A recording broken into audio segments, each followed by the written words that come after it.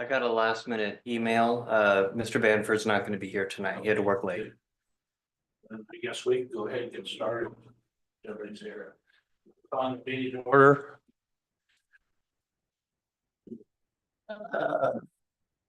I see there's a problem with our agenda. It has election of officers as item number 2. That occurred last month. And so Tori and I are both co-chair for Tori and chair for myself.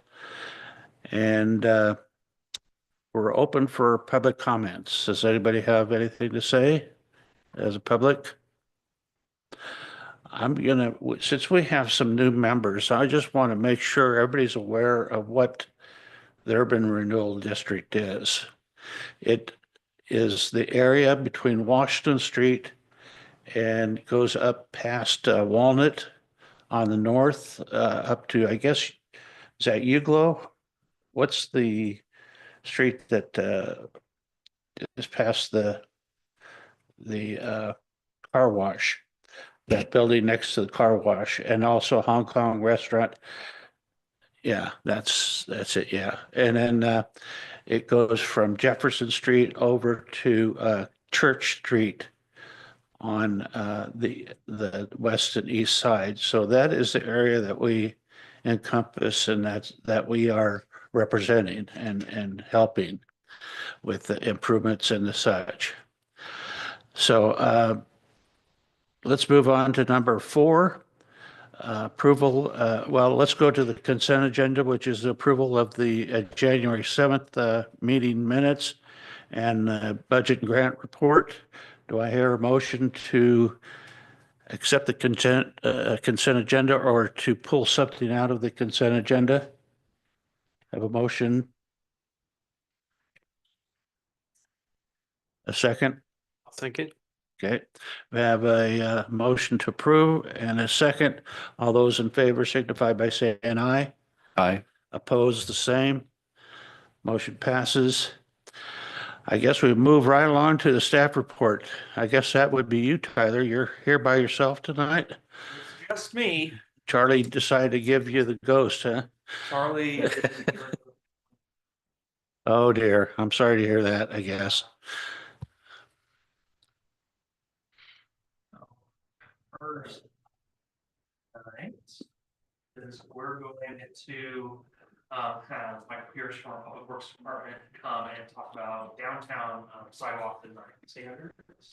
And kind of the work that we've been doing to update those and create a singular standard that would be used for the downtown as well as the other commercial areas. I don't know talk about that in detail. Oh, Tyler, one real quick question. This is not going to be money that's taken out of the urban renewal district to do this. It's just part of Public Works maintenance program for the downtown area. Oh, yeah, we're just talking about the standards. Okay, yeah, okay, great. But I think they're starting to do this as a project in some areas, or the state is, I know. That's all state funded. Yeah, okay. So, hello, everybody. I'm Michael Pierce with the Public Works Department Support Services. So we have been asked to support the city of Dallas in developing a plan set for a standardized sidewalk detail for our urban or our central business district, as well as our general commercial. So I will highlight there is a typo in the staff report. It does say just CBD, but we are proposing this for CBD as well as general commercial. So I will pull up the details here real quick.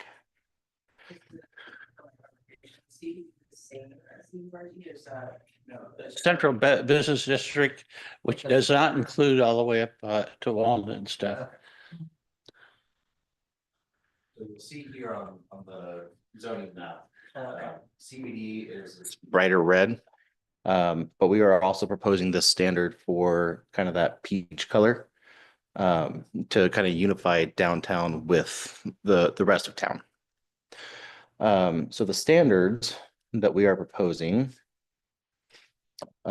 is to, so we've you've seen kind of how downtown we've had this kind of standard of, pavers and then some kind of pervious concrete, and then your sidewalk.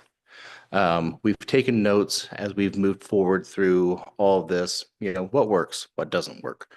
You may notice that our 2012 project for the 900 block, there's some pooling of water. So we've taken note of that, and in the 700 block, we had modified how we did that pervious concrete. So instead of having, just pervious concrete, you'll notice there are some trench drains intermittent throughout there. That's to allow for additional drainage in the event of a heavy rain. So moving forward with that, we have noticed that there is still kind of a pooling occurrence happening with that. Pervious concrete is great, but at the same time, it clogs very easy when you get sediments and, leaves and trees, which we have throughout our downtown. So we are proposing our standard detail would actually be a broomed finish concrete section that would take place instead of that pervious concrete, which is currently 1 foot or 12 inches. And then at tree wells, we would install a trench drain system at every tree well, or where applicable as found necessary by the City of Dallas Public Works Department. Sometimes, they don't align and it doesn't make sense to put it right there. So we would be the ones to determine yay or nay. But this, by having the trench drains also at the tree wells, it allows for, people visiting downtown to exit and enter their vehicles and not have this slippery surface to navigate to downtown businesses. So we would have our typical paver section. We would also have tree wells. Then this valley gutter style area to allow to collect water and then either run down the sidewalk and then discharge into the trench drain or discharge into other areas such as rain gardens that we have downtown. The rest will be just your pedestrian way or sidewalk, which would be a broom finish to match what we have downtown. We have it labeled as varies versus a standard detail because we have some buildings that are closer and farther apart. So trying to say, you have a minimum of this, we could have sidewalks that are jogging in and out. So varies, that gives us the ability to say, keep that same curb line and your sidewalk may be 9 feet, your sidewalk may be 10 feet. So that's our standard that we would enforce. In areas that do not have the allowable area for that trench drain area would just be a standard sidewalk section. So more like Jefferson area where we have a narrower sidewalk or right-of-way section. This would include a tree well and just a broom finish sidewalk. In areas, I will note that we have alternate sidewalk detail where applicable. So we, as Public Works, and in conjunction with the planning department, would make the determination if this is applicable. In sections where we do not have the sufficient right of way to even have a tree well, the standard detail would be a varies width of sidewalk, but we would maintain a 1 foot curb through any of these details. So with that, we do have a minimum tree planter well dimension. It's 4 foot by 6 foot. We have worked with our Parks Department and Streets Department to determine that is a sufficient area for a tree to not lift up the sidewalk or create damage. We would also have, per a different detail, which is referenced in our notes here, you have to have your root barrier installed to keep from the roots getting out into the sidewalk, the buildings, the street. So that minimum dimension, again, could vary. Depending on the type of tree, we would research the type of tree that would be installed and make sure that that's sufficient to be a smaller tree well and fit in that area. So with this, I would request approval of our standard detail to move for action to send over to council. I've been on this group now since 2005. I was there when we approved the pervious concrete. Mhm. I opposed it because moss and everything else clogs that up, and 2 years after we put it in, we had problems. Then we had somebody come in and work on it, and they thought they fixed it, and it's not fixed. So I really do appreciate seeing somebody that actually knows what they're doing. Much appreciated. Thank you. Have any other questions? Yes. I've got two questions. I understand the need for the variance on the width of the sidewalks. Is there a minimum at which point you move from the standard to the alternate to the second alternate? So the minimum would be a 10-foot sidewalk, which is the preferred section. That's what we have on the 8-900, actually 6 through 900 block. So that's the preferred section, but it can vary with buildings being in and out. That's why we put varied, but we can also adjust this if necessary to 10-foot minimum. But having varies on there makes more sense. Yeah. And then I don't know that this would be Public Works, but I'm just curious. Is there a standard of the tree selection that gets planted in the tree wells? Yes. There is. Yes, we worked with the city and came up with a standard for trees in the downtown area. We used to have really tall trees with roots that just cracked sidewalks and everything. We got rid of those, went to more of a moderate sized tree that has a moderate sized root ball. So that, if it's 20, 30 years old, it won't be destroying the concrete and stuff like that. So, yeah, there is a list of trees that can be chosen from for the downtown area, the central business district. But outside that, I don't know what, like up at the strip mall and stuff like that, what those requirements are. Tree selections aren't necessary in this plan though, or they're part of something else? Yes. Yep, they have to reference a different standard for approved trees. So the city of Dallas actually has a approved street tree list. So like say a palm tree, that doesn't qualify as a approved street tree. That is for commercial, industrial, or residential. Is there much of a cost difference? I assume that when sidewalks go in, they're still paid for by the owner of the property. Correct. Is there much of a price difference between this old standard that we've used and new standard? So the pervious concrete is rather expensive. The manufacturer of the concrete actually has to clear out their chutes and batch that pervious concrete. So it is more expensive to actually have that pervious concrete installed. It's also harder to work with than standard concrete. So with this standard, it would be a slight reduction in cost. The trench drains, depending on which ones are installed or who the manufacturer is by the contractor's choice, could be more or less expensive. So it could be a break even or less expensive. Trench drains are manufactured, they're pre-made. Yes. Yep, they would be cast in place. So they have little ears that stick out. You place them down, you pour the concrete over them, they get locked into place.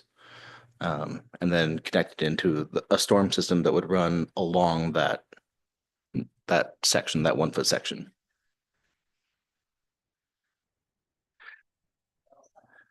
That would have to be determined by the design engineer and to make adequate fall to connect into the storm system, given the existing conditions. Trees on that side. Nope. No, there would be a root barrier between the tree well and the trench drain.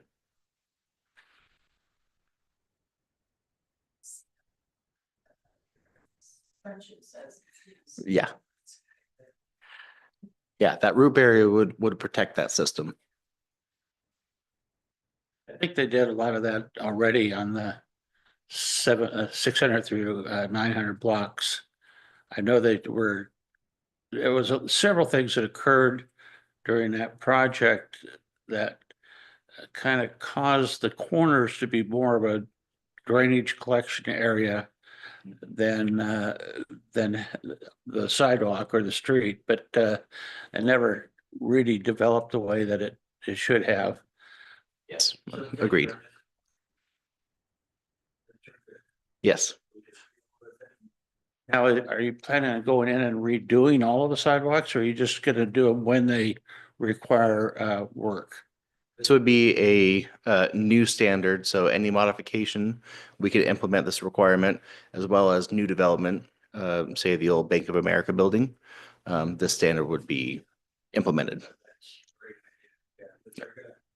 Probably follow any standards that the city has for street improvements and sidewalk improvements, so.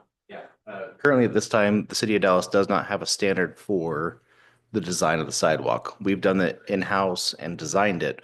Now, with this standard, we can move outside and, direct any builders or anyone to actually build to our specification.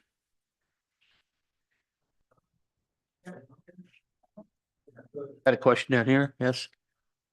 So any spots that you can't use the, I guess the drainage trenches that you're talking about using, are we gonna utilize, any drainage tile or tubes or anything like that?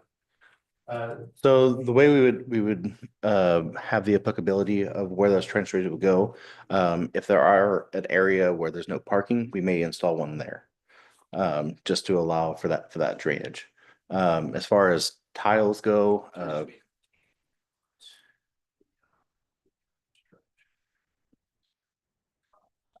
we would actually utilize the trench, the 1 foot section itself, because it will be welled to convey water. Because what we're finding is, if you go down the 600-700 block, the pavers slope back and the sidewalk slopes from the buildings towards the pavers. And so that's a conveyance system that would get to the next area that could drain.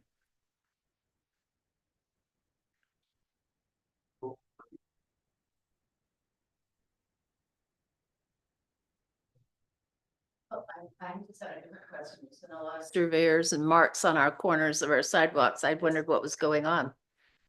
So that is the ODOT ADA ramp project. You may see them over on Washington Street currently. They are now moving over into this direction. They're laying out where they're going to be cutting out everything to make those ramps ADA compliant per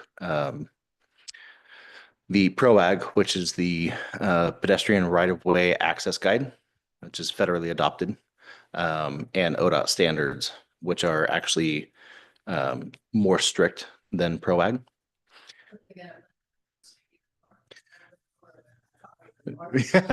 No, so currently the lines you see are saw cut lines. That is to allow for flexibility in making those ramps ADA compliant.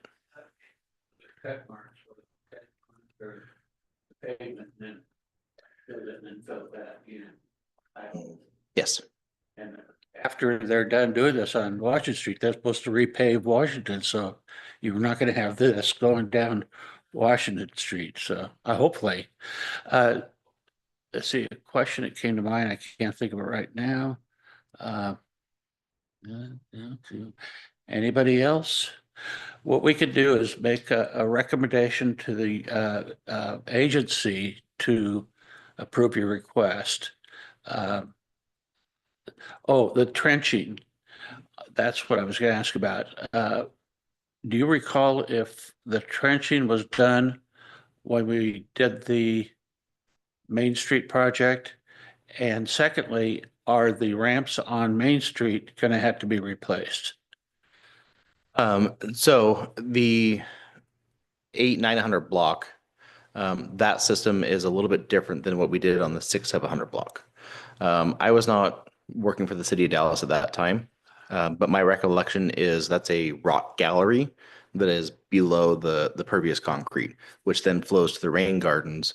And the rain gardens have a bubbler in there. So it's supposed to come up through the rain garden and then into the inlet, which then goes into the municipal system.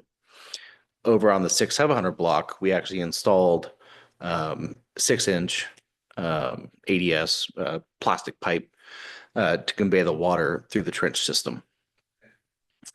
So we would require, once if this is approved, we can develop some cross sections that would So show. we're pretty good in that respect. Yes, It just, so when they do need to replace sidewalks due to wear or other issues, that part will be done. Good, excellent. And on the ADA ramps on Main Street, are those meet state standards, or are they gonna have to be replaced? so they do meet state standards right now. ODOT has a great software. It's called TransGIS.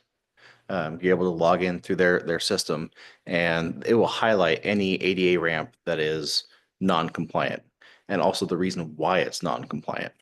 So you'll see that they actually tore up the red stamped concrete. That is for the blind or seeing impaired. You have to have a difference in landscape. So your hardscape, which would be your sidewalk, is navigable by all persons. When you get to an area, like our downtown has those drop offs because we have the curb at the ramp. You need some kind of softscape to deter people from continuing on to that curb area. So that was why they tore up all that. And as of right now, the majority of Main Street is good. There are some improvements that need to be done at the intersection of Washington and Main. It's always got, every time we turn around, they gotta meet new standards. They change standards every year, I think, don't they? It's more like every 2 months. Oh, I'm sorry. Yeah. Anything else?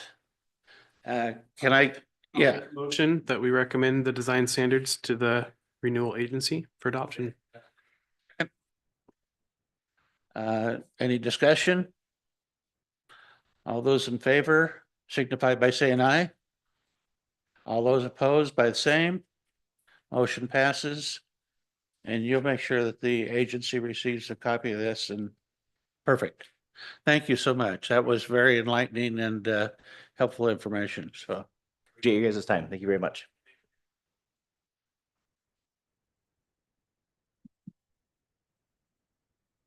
All right, the next item we have is another fun topic. As you're all aware, we initiated a parking study back in the later half of 2024. And we're really excited that parking study is now completed. And we are having Brian Davis of Studio Davis, who we've contracted with tonight to present the results of that study, as well as some of their recommendations moving forward in regards to parking downtown. So I'm just going to pull up his presentation here and then invite Brian to come on up.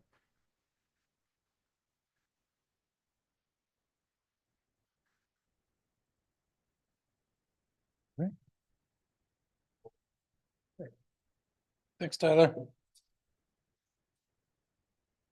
Yeah, everybody. Okay.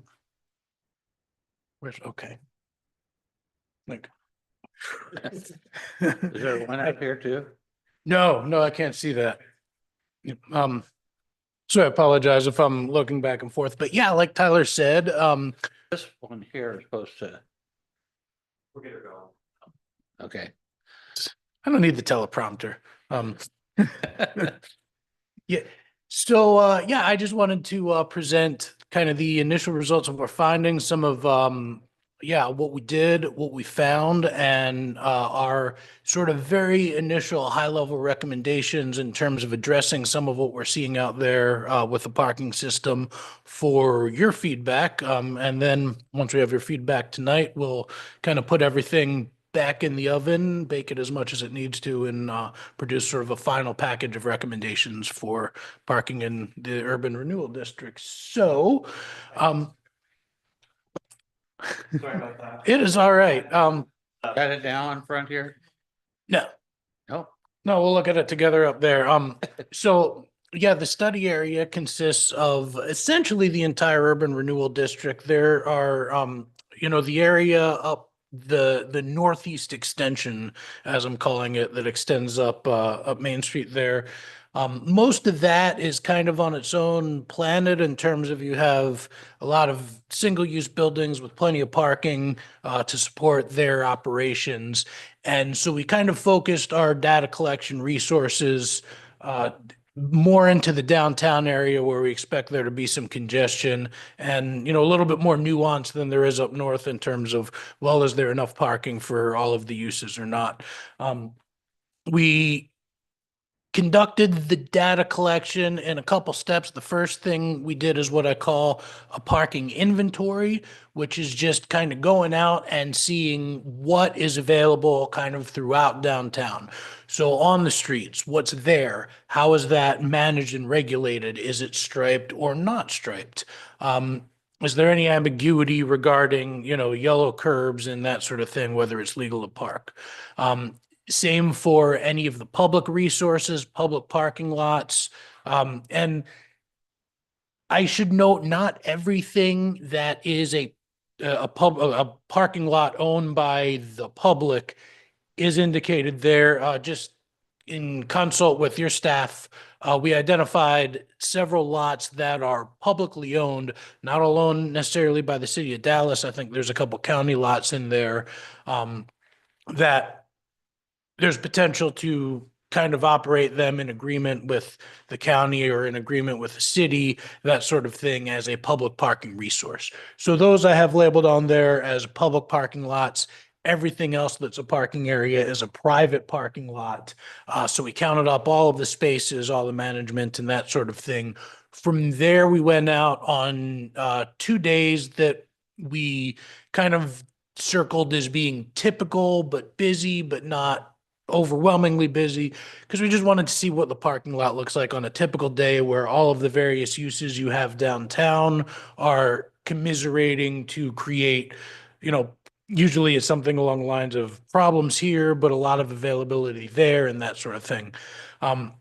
Because it's the county seat and because, especially in a downtown this size where you do have a county seat, things like a courthouse, things like jury duty kind of have an outsized impact on what's going on there. So we wanted to make sure we went out on a weekday with court in session and all of that sort of fun stuff going on. We also went out on a weekend that we regarded as fairly typical with the Dallas Farmers Market going on there, so we could see the impacts of that. And so probably not too surprising here. So for the entire district, and again, not really quite the urban renewal district, but I'm thinking of more the area, I guess, bounded by Academy and whatever the one street south of Washington is on the south side of town, and then Jefferson and I forget the name of the street on the Church. east side, one east of Church, we're kind of going 11th out Street. to. I'm sorry, one west of Church. Okay. Yeah, 11s, thank you. So for all of that, you have, so the parking district wide, and this includes everything, parking or public parking lots, private parking lots, and on street is all well within sort of the, easy to find parking kinds of ranges there. We do have some congestion there, particularly in the public lots. It gets pretty busy on Tuesday when a lot of businesses, when a lot of the city and county uses are online there. So I suspect it's mostly folks that are parking for work there.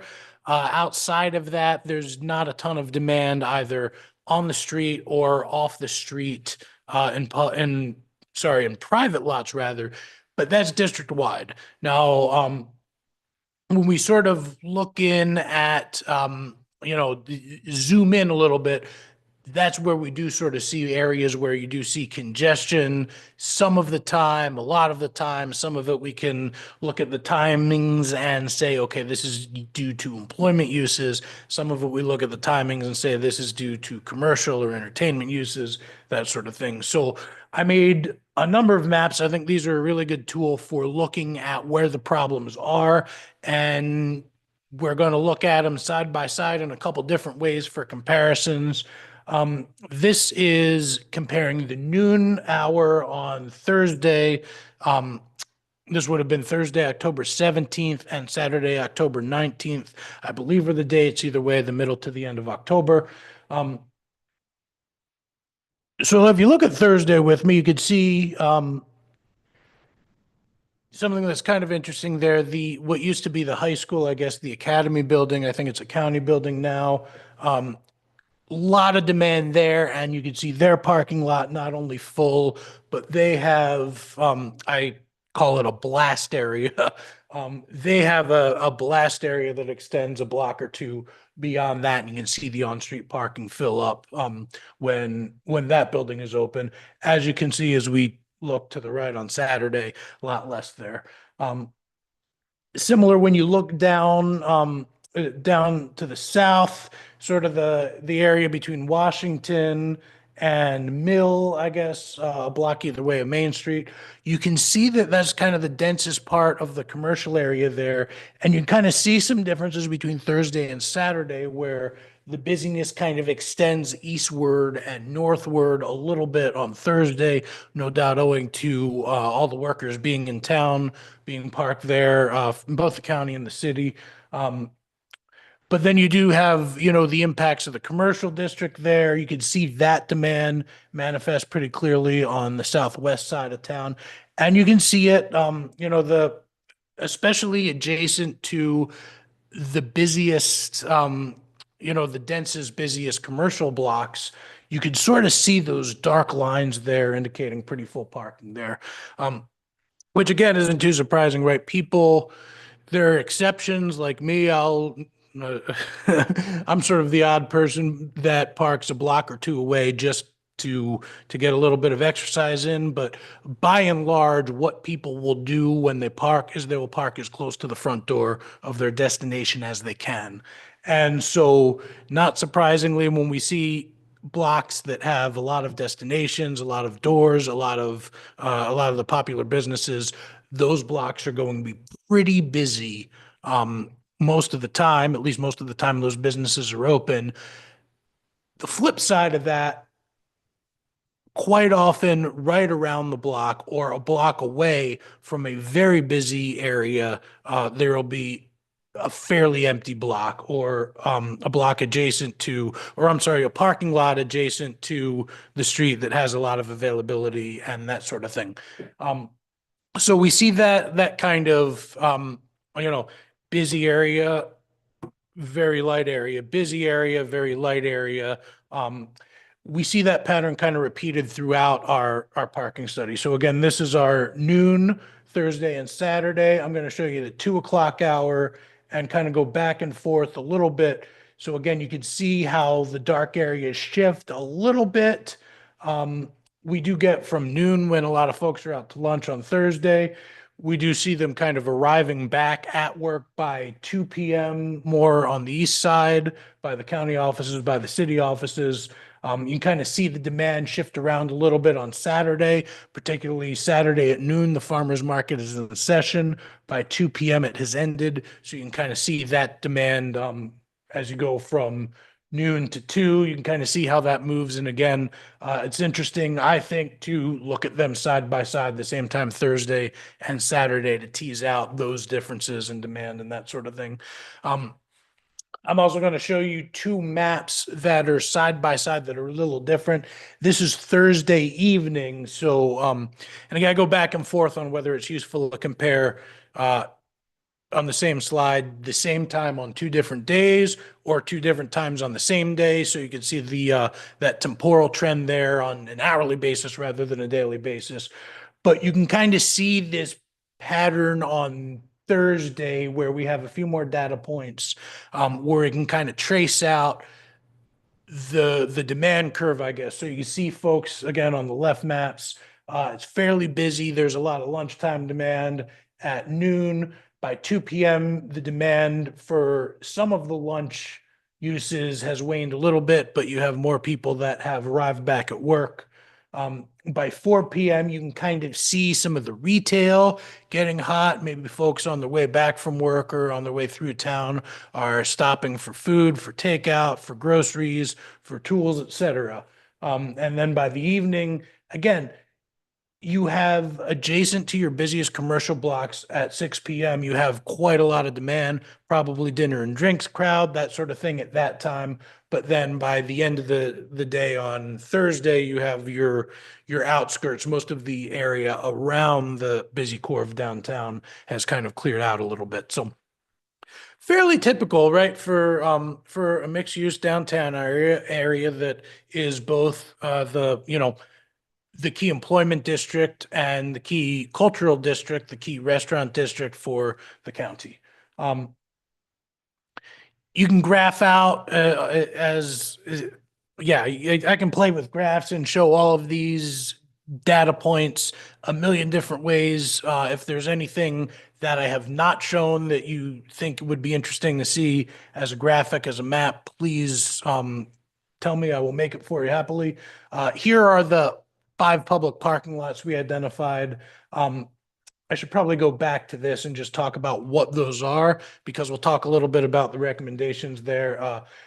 The first one being this zone by the county, and a lot of this was chosen in consult with the city. Tyler can speak with more acuity than I can on this, but these are parking lots that either the city owns and has control over, or in the case of the county, where we think we could come to an agreement and use that as a public resource for the urban renewal district. And I should point out that you probably know this, but if you don't, the URD plan, and we'll talk a little bit more about what that contemplates with regard to parking, but one of the things that the URD plan contemplates with regard to parking is creation of public resources or creation of additional public resources. Right, because and I think this kind of becomes clear when you look at these maps, there's a whole lot of parking that you have available, or well, there's a whole lot of parking that exists in downtown Dallas, but for a person going to this business or that business or the other thing, a whole lot of it isn't going to be available at a particular time because it's single-use parking that serves a single-use business. You're always going to have in that situation just a whole lot of extra parking space that isn't very worthwhile, or that isn't very useful. And so I think in response to this, the urban renewal plan contemplates having a little bit more of that parking available to the general public, because the kind of the ideal in most situations is you want to create a situation, at least for visitors, employees will get to, residents will get to, but for folks that are, visiting around here to go to the restaurants, to shop, et cetera, the ideal situation is to create a spot where they can park once, go to the restaurant, go to the stores, et cetera, go back to their car at the end of the trip, rather than a situation where they have to, park there to go to this business, and then they go there to shop there and park there, et cetera. So, a lot of overlaps with the general, we talked a little bit about your public works department did about walkability. There's a lot of overlaps there too. A more walkable district, ironically, is a more parkable district, right? If you can park a block away from your destination and walk, that's going to be just a lot better for your parking system than if you have to park at that parking lot because you have a dangerous crossing or you have poor street lighting, poor pedestrian facilities, or something that would preclude someone from walking a block, 2 blocks from their destination. All right. Sorry. So a few tangents there, for which I apologize. Kind of back to the track. So we looked at these 5 public lots, one of which is owned by the county, but maybe there's an opportunity to work with the county there and get that into the public parking supply available to visitors and or employees or residents of the URD. We looked at this small lot by City Hall and this bigger city one that is mostly used during the day by city employees.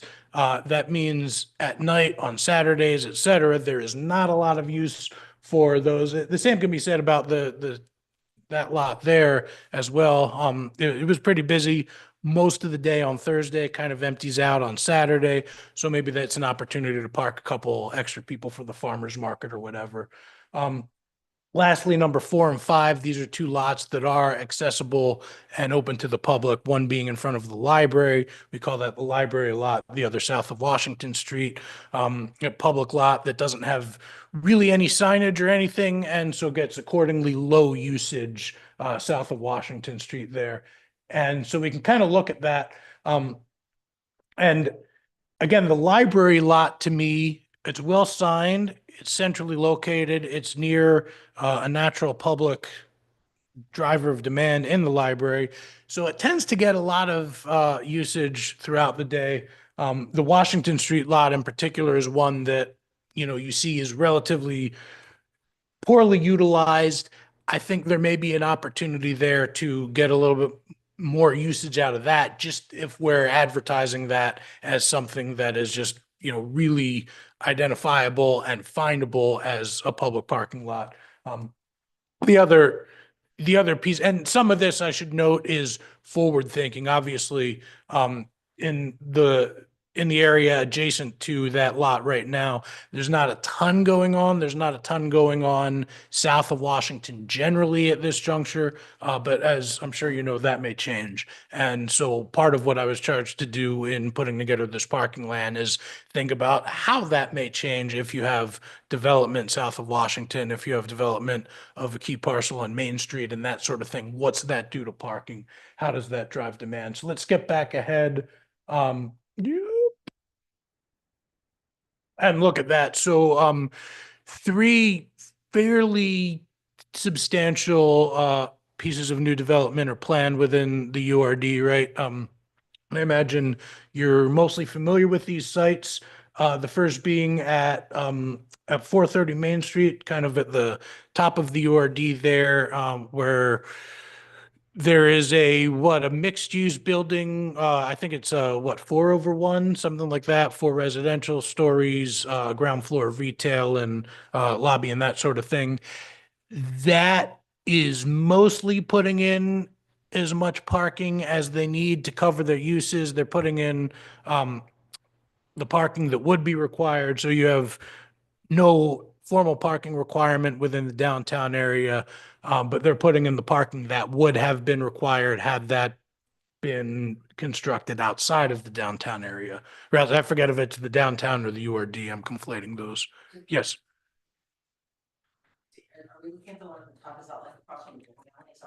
Yep. Yeah, exactly. So that's that one. What's the address? 430 Main Street. The second one is the 791 Main Street project that I imagine you're all familiar with, potential for a hotel or multifamily. Just because of the site constraints there, we're thinking that that would probably not have much, if any, off-street parking at all if that were to move forward. So that's going to dump a good bit of demand, especially if it's a hotel or so even multifamily is something fairly intensive there.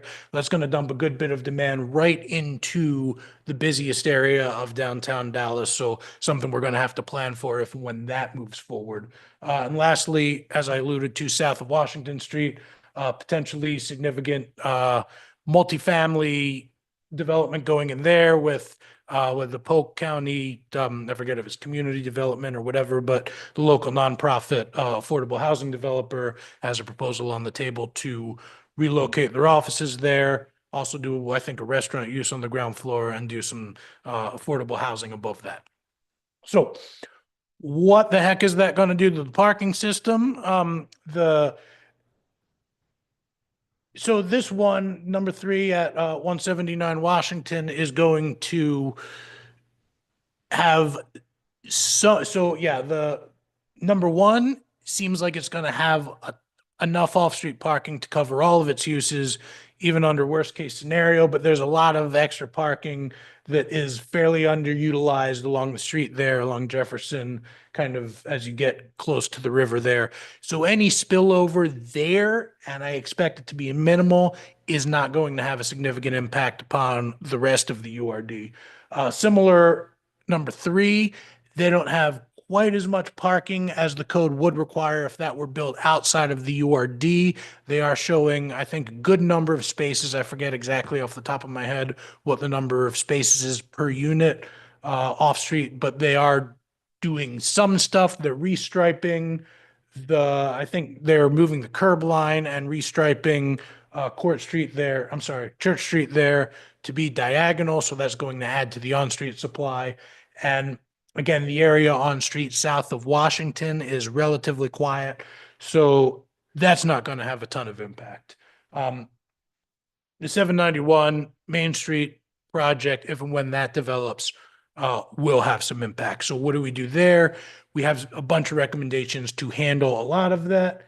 And again, I've kept these fairly high level at this regard, and I haven't really dug too deep in chasing down exactly how all of these things are going to work. I wanted to make sure you're at least largely supportive before we do that, or if you have other suggestions, things we should chase down. If you don't like any of these suggestions, we won't waste any more time kind of digging in and seeing how they should work. But again, we kind of classified several recommendations under three broad strategies.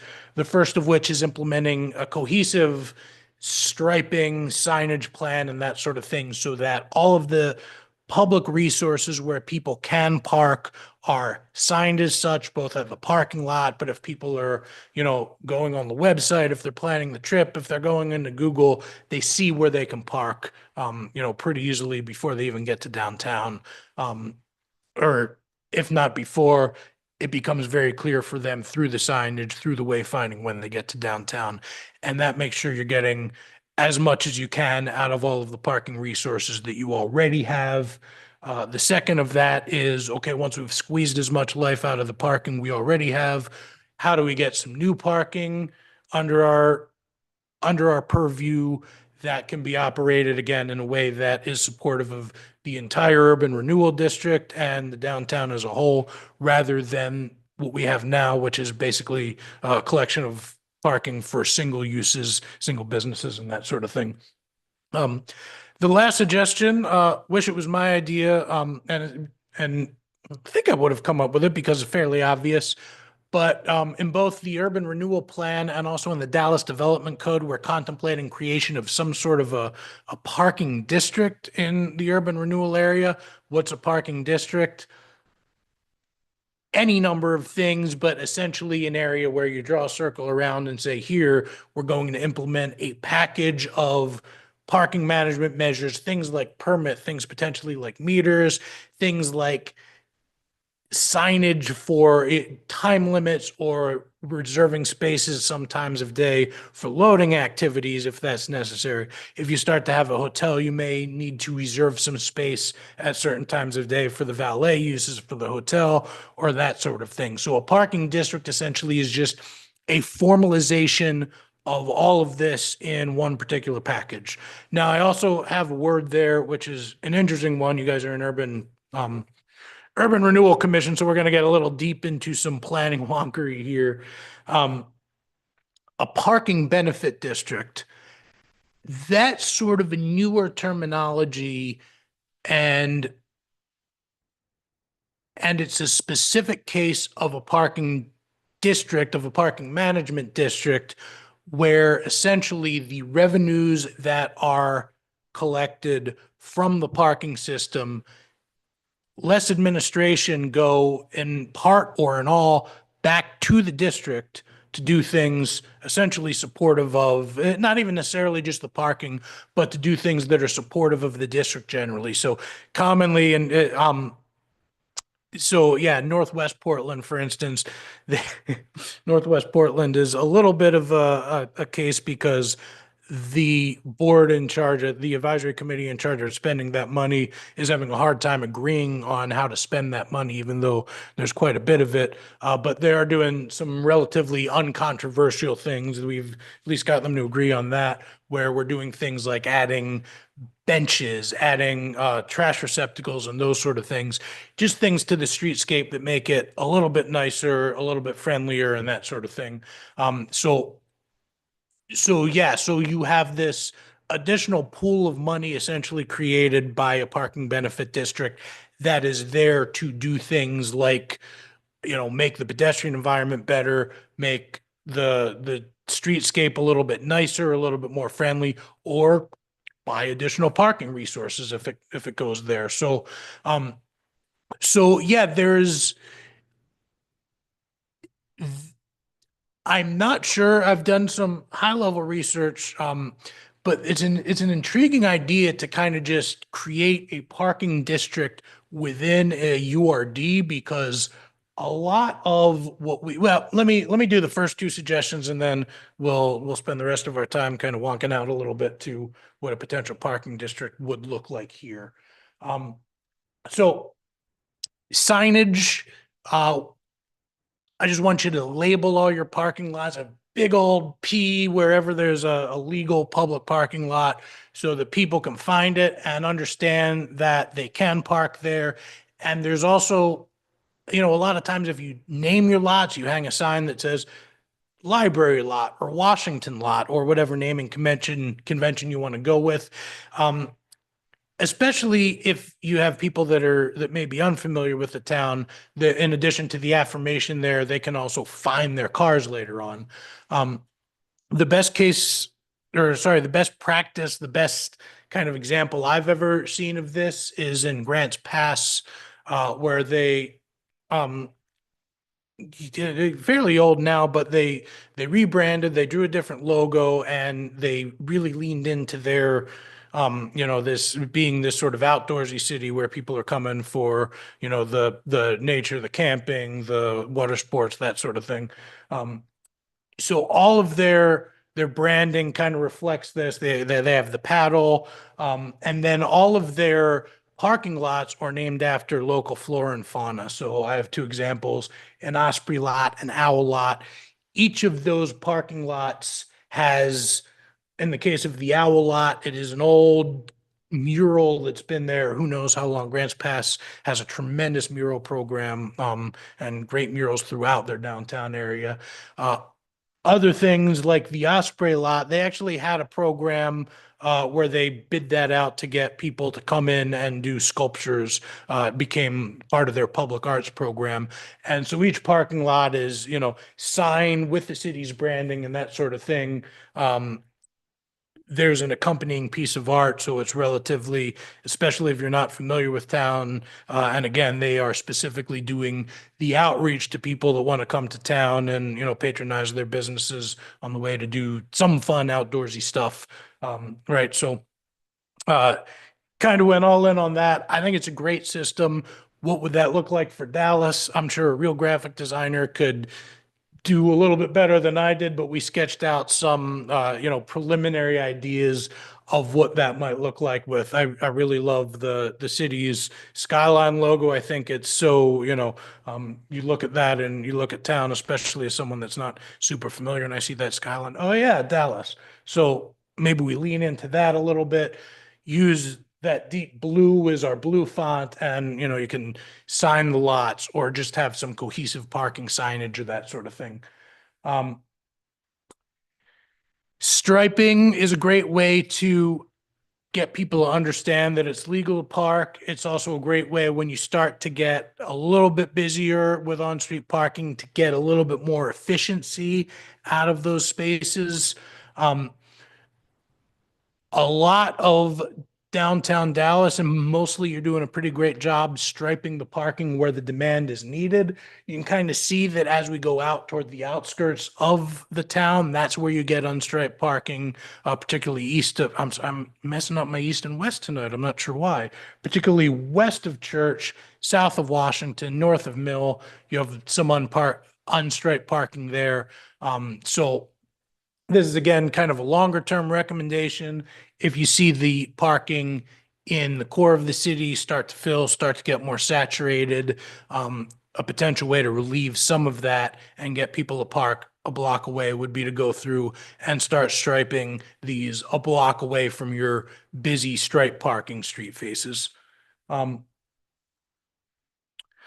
So moving on, the second recommendation, where can we find some new supply to bring into the, under the city's purview? We kind of explored three, and again, this was, the city said, look at these three places. And I said, yeah, those are all three really good ideas.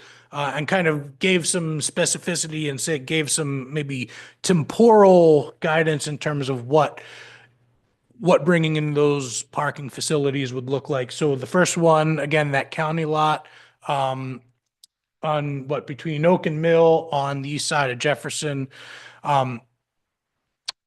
That could be something really great in the near term, to serve as a relief valve. It's already used for a lot of county parking. I think county employees. It's poorly utilized. If you went in, even if you went in and rethought the striping there, I think they have it spray painted. It's unpaved now. If there's money to pave it and restripe it there, better still, because you could get a lot more utilization out of it, a lot more, just kind of squeeze a little bit more blood from that rock. I think that's a really good spot for employees, not just city and county employees, but also employees of the various downtown businesses, at least some of whom are parking on the street now with the employee permits. Talk a little bit about the permit program in a little bit. I think there's some good elements of it, but I think that could be streamlined a little bit more to function a little bit more optimally. And especially if we have a good dedicated employee area to tell all employees to park and, park there safely, park there legally for your 8-hour shift, your 10-hour shift. The county lot is maybe the best candidate for that, at least among parking that isn't under the city's purview yet. So you're gonna need to figure something out right when that 791 Main Street development comes online, almost regardless. That is where I think the city has had some initial conversations, testing the waters with the owners of Harvest CrossFit and what's the church called? House of His Presence. So those are the two big parking lots south of, is that Mill? I think that's Mill, or is that Oak? Oak. That's south of Oak. Okay. Two big parking lots there between Main and Church, on the south side of Oak Street. We looked at them in the parking study. Let me show you where they are.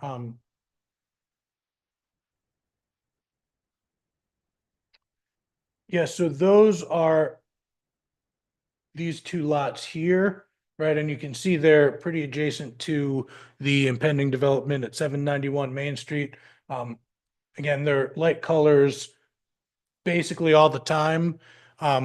Maybe if we went out there Sunday morning during a church service, it would be a little bit busier, but I don't know how many people are working out on Sunday morning. I'm certainly not. I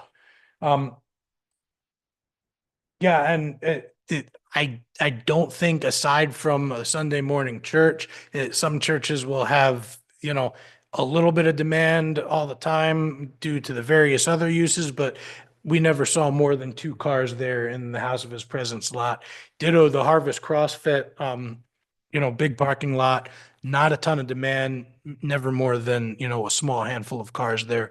So there's plenty of capacity in that lot on the same block as this potential development.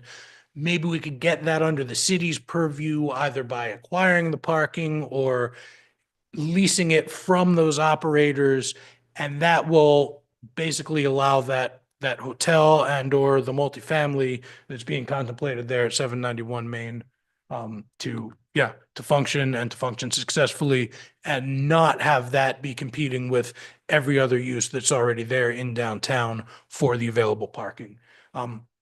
That lot in particular is where you could start to play with residential permits if that becomes a residential development rather than a hotel development.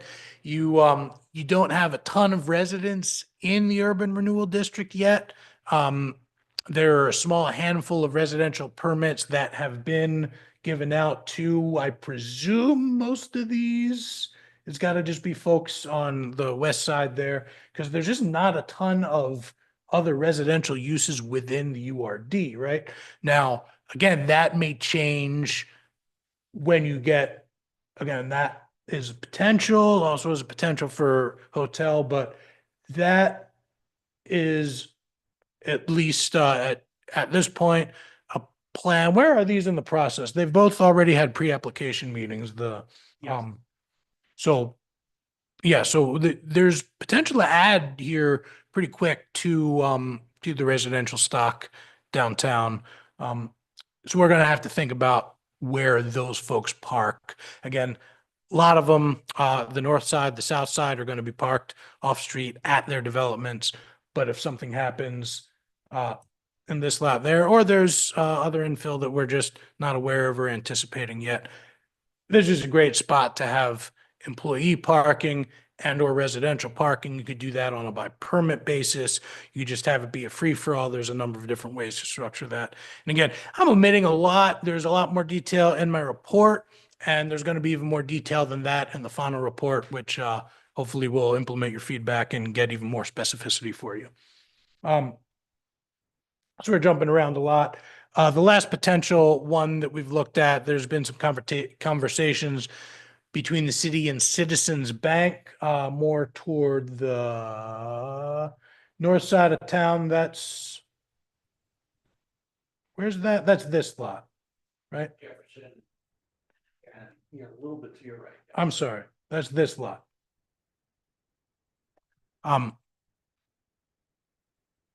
So there's definitely capacity there. With bank lots generally, with bank parking generally, what we're seeing over time is the usage goes boop, boop, boop, boop, boop, boop, boop, boop, because everyone is conducting their bank business online, getting their money at ATMs, et cetera. Citizens Bank is no different. Middle of the day, Thursday, there was a little bit of demand there. It's pretty quiet otherwise. That's just not in a high demand part of town right now. I expect that would be the last sort of parking that would fill up. Unless there's, some development near there or whatever. You're kind of growing, you're essentially growing out from this sort of core here that goes, between Washington and Oak and Church and Jefferson. So that is there as a long-term recommendation. Keep an eye on that. If the busy part starts to spread north and east from where we're observing the busy part currently, that's something to keep in your back pocket as a potential relief valve for that. Lastly, the concept of a parking district. So it's interesting. The state has just produced a bunch of guidance on parking benefit districts. They're sort of considered really they're a best practice because they take a whole bunch of other best practices and package it together in a neat little package there. So there's a bunch of recommendations, a framework that the state created to help cities like Dallas implement parking districts. I essentially created this for the state. And so it kind of served as a great starting point here. So how do we take this state created framework and adapt that to the specific case of Dallas to do a parking district in the URD? And that's where it's interesting. I'm not sure if there's anywhere else, maybe in the country there might be. I'm certain there's nowhere else in Oregon at this juncture that has an urban renewal area and is sort of layering a parking district on top of that. But the neat thing about doing that is a whole lot of the planning and preparatory work is already done. So as you'll see, the first thing we need to do is identify, what is our preliminary management area? Well, you already have one. It's the URD. You already drew that. We need to identify an advisory committee that's going to be in charge of, advising on policy. And then if and when there's money coming in, what to do with that money. Luckily, as a URD, we already have that. That's newsflash you. So you can kind of see there's a lot of fun synergies, I think, in taking a pre-existing URD, which has a lot of that framework that we need for creating a parking district already in place and layering a parking district on top of that. And again, your URD plan does envision eventual creation of a parking district. It actually, yeah, I did. The fairly prophetic here. It calls for, well, eventually you're going to have to you're going to have to get a parking study, and the recommendation for creating a parking district may well be a recommendation that comes out of that study. So, yeah, very prophetic statement. Obviously, you did get a parking study, and yeah, a parking district is a good recommendation there because we need to kind of start thinking about everything a little bit more holistically. And yeah, so one of the examples that I think is pretty salient here, the permit programs that we talked about. You have an existing parking permit program that has, I think as of last count, I think it's 30 participants. I think it's actually 29. 15 and 14 is the breakdown, and I forget which of those 15 and 14 are residential versus employee. I think it's the former, so I think you have exactly 15 residential permits, exactly 14 employee permits.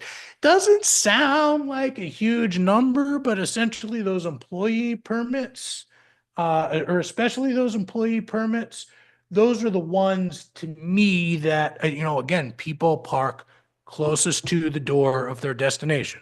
So if you're an employee going to work, you may well be parking right in front of your business, unless you're the owner of that business, in which case you're not going to want to take that space away from potential customers. So where are you going to park? In front of the business next door, in front of the rival business, or that sort of thing. Typically, we want to keep the employees off that street parking because, again, they have their choice of it. They're going to take the best parking away from the potential customers, and they're also going to stay there the longest because they're working in a whole shift. So that instead of being there for an hour or 2 hours, spending money the entire time, they're going to be there 4 hours, 6 hours, 8 hours, not spending a ton of money. And so that parking space contributes less economically than it could. So you want to create a situation, right, where the employees, residents, same sort of medicine, different sort of sickness, right? We want to create a system where they can kind of park a little bit out of the way and leave that premium parking to potential customers. That's where we kind of envision rethinking the permit program a little bit. At presently, the permits that I almost said buy, the permits that they get for free, if they ask real nice, allow them to overstay the 3-hour time limit or 2-hour time limit, I think is what it is in the downtown district. That 2-hour time limit serves an exceedingly important purpose.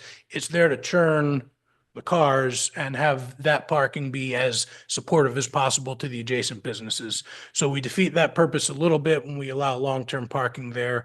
So I'd like you to think about reforming that permit program to sell the permits.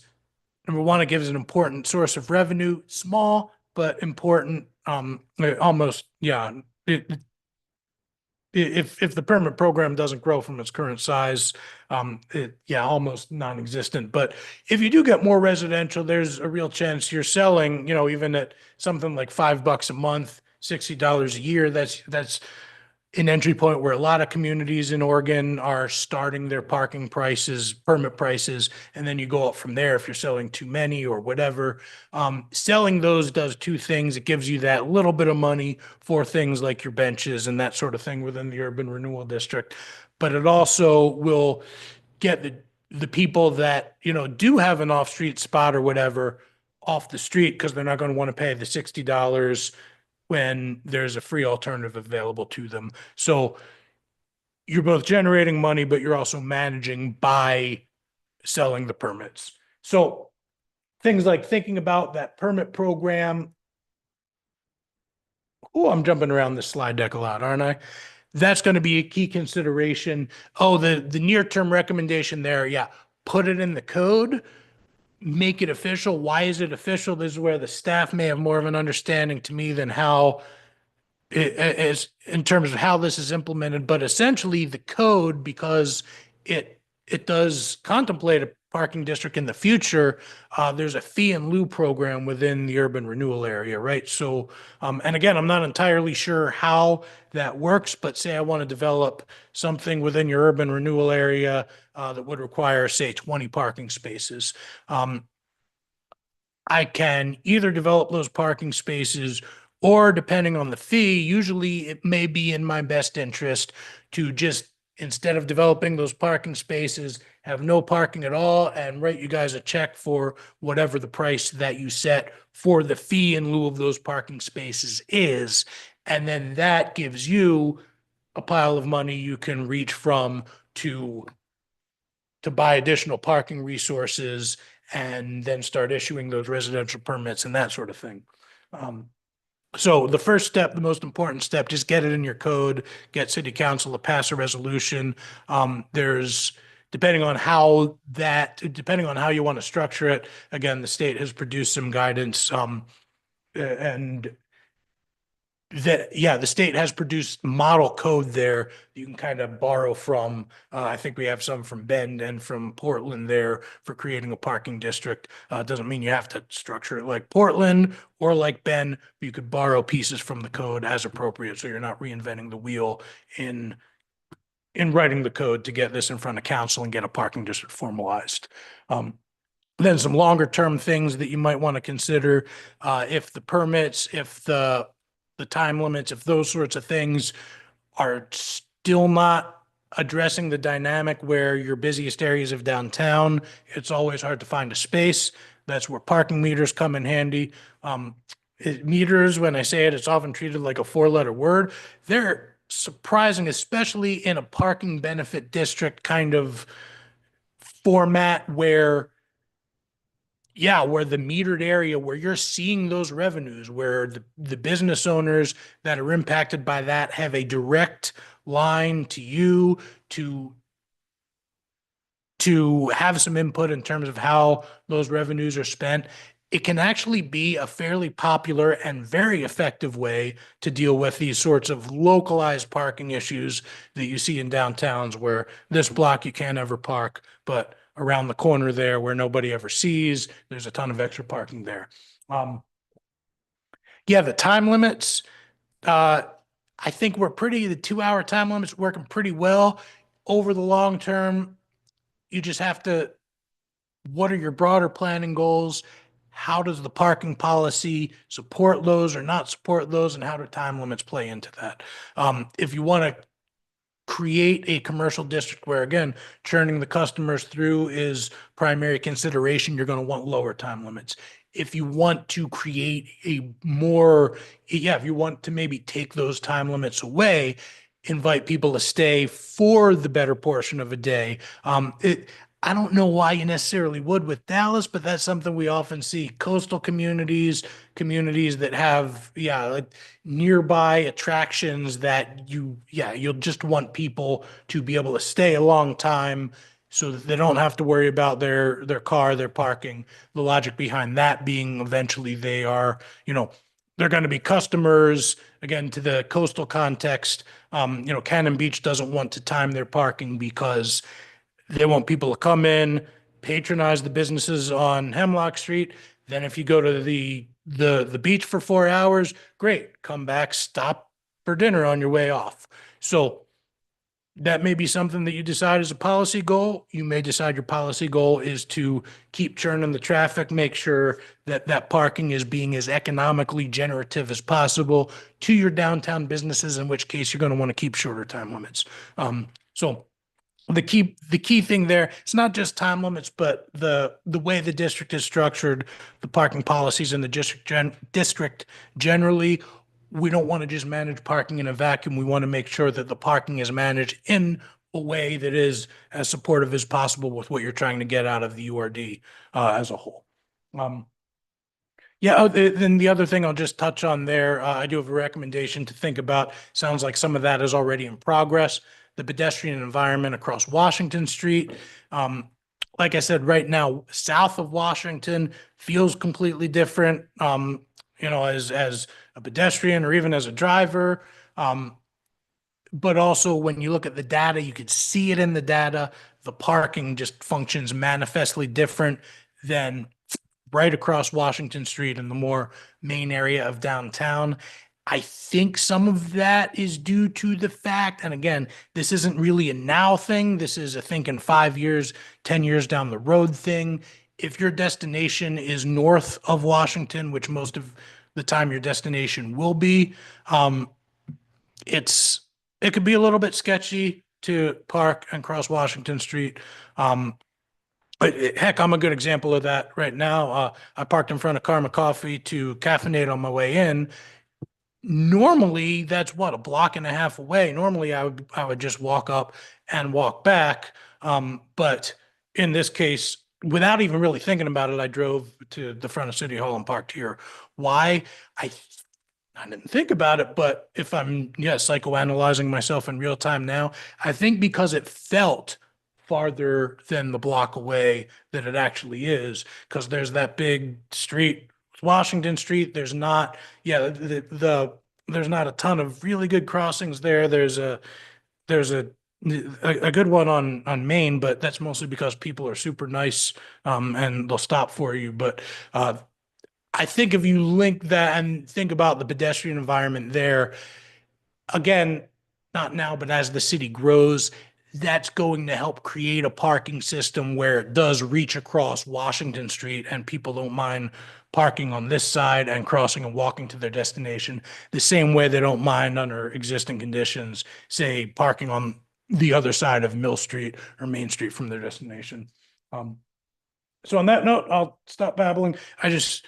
I love, so we did the parking data collection during the Halloween time, and I just thought that was such a cool little placemaking kind of fun thing that I don't know who's responsible for that, but all of these fun little costume characters that we saw throughout town, including SpongeBob there and the ghoul on my first slide. So yeah, so on that note, I'll open it to you guys for questions.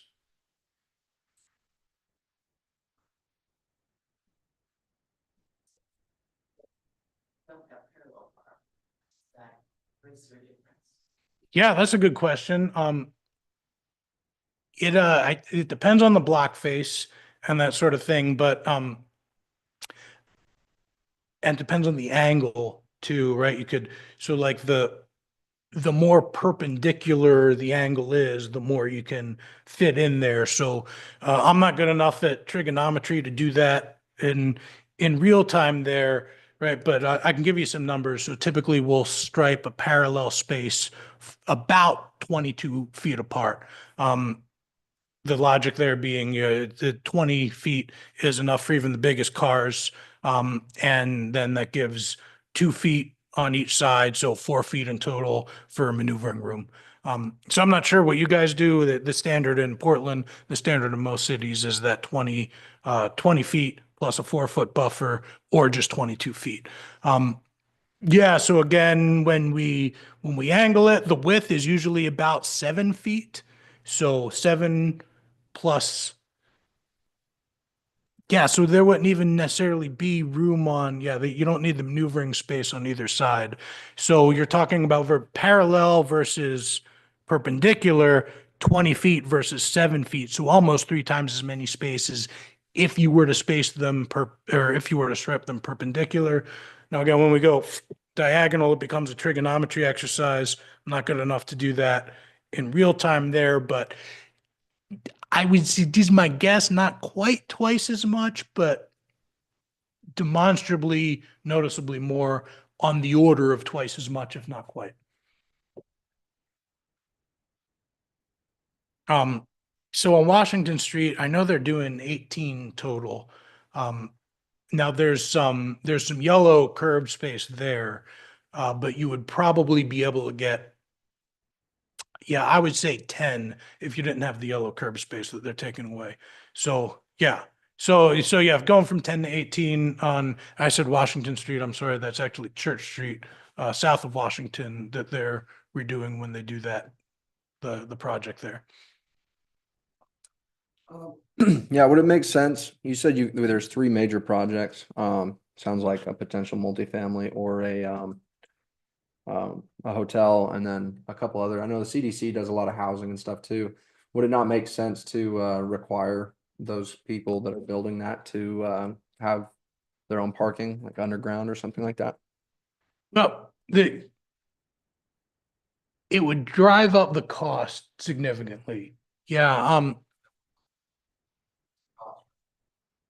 Something that would make more sense rather than the city forking out money for new parking areas and, whatever the cost to create a, parking committee and all the signage and stuff like that required. Would it not make more sense to have a private company do their own underground parking and then maybe, require them to have four to 10 community spaces as well that we could utilize?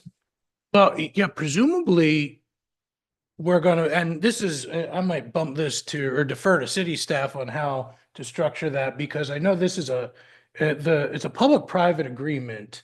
So, I mean, yeah, the answer to your question might well be a nice, easy yes, if it were just a private developer, that owned the site, that sees dollar signs here, that sort of thing. This is where, and, jump in here if I'm mischaracterizing, but this is something either the city or the URD or both are trying to spur on with, yeah, by RFPing this out for development, right? Yeah, so to answer the question about parking minimums, so city code doesn't require parking minimums in the central business district. And the reason for that is because to maximize the available land for actual buildings and actual businesses. But for both the 430 Main and the 179 Washington property, they are providing off-street parking on their own accord. And so that's something that would take care of the parking issues for that. In terms of the 791 development, there's, I think, gonna be between 12 or 18 on-site parking spaces for that. But the size of that lot doesn't allow for anything really more than that. And then it Have to be underground, right? and If we then I can do think, something. I think doing space about $100,000 per space Mhm. to do underground parking, even if it was engineered. And so that would take our $17 million projected project to cost however many millions more. Mhm. So again, the idea for us initiating the study was how can we better use the resources that are available in downtown, since a lot of downtown is underparked. Mhm. But then also explore for that potential of acquiring any new parking facilities that might be needed. What are the ways that we can fund that without dipping into the existing funds, the general fund and the parking district would be that. Mhm. On the underground parking for the 791 project, I was pretty adamant about doing that, but after facing the costs and stuff, it's not really feasible. That's not a city project, or is it a city? Well, that's an urban renewal project. It is not a city project. That's a private Yes, company that's. We're gonna be building on it? giving or either donating or reducing the cost of the property to provide to a builder who will build a property which is gonna then in turn be public owned or privately owned, which is then gonna require them to pay property taxes, which will bring more money into the urban renewal district. So what we're looking at is income for the urban renewal district. It's the first project that we've looked at. So far, all we've done is spend money. We have not actually generated any substantial monies into the urban renewal district. All of our projects have been streetscape improvements to Main Street, sidewalk improvements to Jefferson, And those are not revenue generating sources. So that's why the 791 is a special project in that the monies that we get back will be from property taxes on that, and that's gonna be around a 12 to $15 million project. So you can see there's gonna be somewhere, last night, I think you said around 159, 160,000 annual property taxes. So you can see we're gonna get a portion of that coming into the urban renewal district. So we're really anxious to look at that, and we're trying to keep the cost down so we can get investors to get into that and purchase and build. So, but there's some things that I was thinking about too, is that there's a lot of unique ways of doing parking structures. Salem, for one, did one where it's over the top of another street, over Chemeketa. I don't see how that can be done in Dallas, but it would be something to consider in a area that is maybe near the downtown area that we could use and purchase parking or property that we could actually go over the top of another street so that we are utilizing the area above the street as well, which is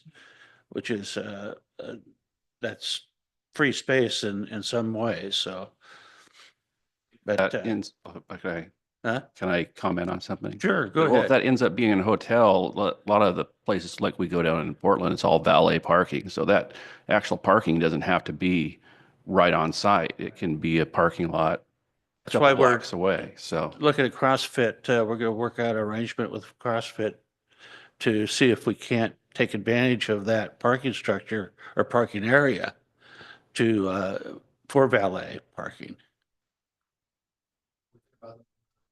Trolley or a tram set up like they did? So that was something else I was thinking about as we were having this discussion, if we could if we could do a parking structure up at North Dallas area. And then we could have a trolley that could pass through the downtown area to provide for shopping and stuff downtown where you're parking up by the North Dallas business district there. So I know Safeway is just terrible now. I don't know if anybody goes shopping. I try not to, but I've been in a position over the last week or so where I've had to go to Safeway, and it is a very limited parking. And that's either going to require some major enhancements to the property or do something special, because I'm not as young as I used to be, and getting from maybe something that's football field length away, 100 yards away, is not going to be so enticing for me to go up there and go shopping. So I'm looking at I'm looking at alternatives where I can do it. So it's a challenge. Parking is a challenge, and Dallas is no different. But it's been this way for years. We've gone from parallel parking on Main Street to what is the parking now? Diagonal parking on Main to parallel parking on. Gotcha, So, gotcha. yeah. So, yeah, Marlene. Presentation. They'll send out an RFQ, request qualifications in spring, apparently, for developers. So time-wise, is it critical that the city of Dallas, or we begin to work on, I can't remember what the code was where we put together in your presentation, what was it called? Yeah, formalize the parking district. Something like that in motion, or in order to attract a developer? Is that going to be something that's really critical? So, that's a good question. So the interesting thing about that, like I said, I'm not entirely sure how your fee and lieu program works. Maybe Tyler can speak to this. But there is in your development code, there's where it talks about the parking requirements, there's a section that basically says There's no parking requirement downtown, or I forget if it's downtown or the URD or the CBD or one of those, right? But there's no parking requirement here. However, if there is a parking district, you have to pay a fee in lieu. So that would be, so yeah, you said, well, why not make the developer pay for that? Why should we pay for it? Well, I don't necessarily know if it's going to be the developer. Obviously, if it's a public-private agreement, there's going to be a negotiation, but bigger picture or aside from that context, the urban renewal district wouldn't be paying for it, right? You could potentially get the developer to pay that fee in lieu and then take that money and say, okay, maybe buy, and maybe it doesn't pencil exactly, but the point being there's a source of money in that fee in lieu. I don't know how that's structured, and I don't know if in order to start collecting that fee in lieu for the 791 project, you need to have that parking district in place. Maybe Tyler knows, and I don't even know if necessarily you want to, if you're trying to get that and trying to incentivize development of that, maybe you just, nope, no fee in lieu, you're good.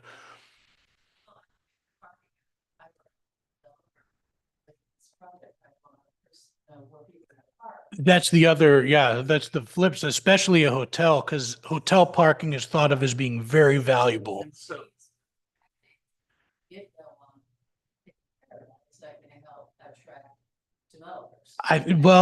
I don't know if it's necessarily the creation of the parking district that's the key piece of that.